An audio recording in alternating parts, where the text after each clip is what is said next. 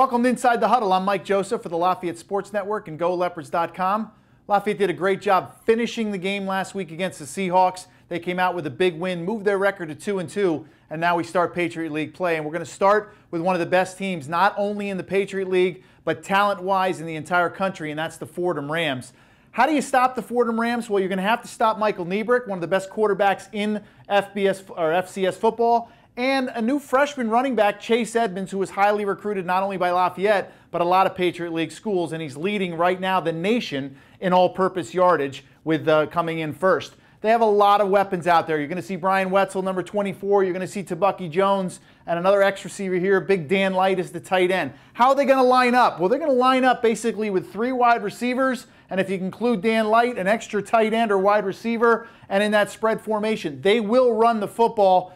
But what you want to do first is really stop that run. You want to make sure Chase Edmonds doesn't get the ball inside. So let's put a little pressure up here on the front 4. They're going to have to get off blocks. And getting off blocks means not allowing double teams to get to the second level. That nose gets single block, got to get off and make a play. Single blocks here. On the backside, if they get to the second level, got to get off blocks and make plays. So those front 4 guys this week, guys like Mercado and Alford, they're going to have to get off blocks and not be able to be single blocked. If they get single blocked and they get to the second level, can't let our linebackers run, going to have a problem with Chase Edmonds.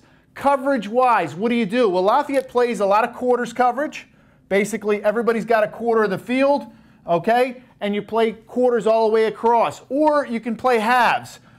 Curl, you got guys hard in the flat, you got safeties over the top. Going to have to change it up. Okay, you can also play 3 deep, whether you bring the safety in and you roll to some sort of 3 deep coverage. So changing it up, 3 deep, 2 deep, quarters coverage, not showing Michael Niebrick the same coverage over and over and over, because if you do, he'll eat you alive. If you want to bring pressure, well, love to be able to get pressure with just 4 guys. That would make it the best thing we can get out of our front 4. And one note, Fordham has given up the most sacks in the league. We sacked them 5 times last year. So can we get pressure? Or do we have to possibly bring a 5th rusher? If we have to bring a 6th rusher, how long can we hold our disguise before we bring that safety down to cover Tabucky Jones, get that safety into the middle, and lock up one-on-one on the backside?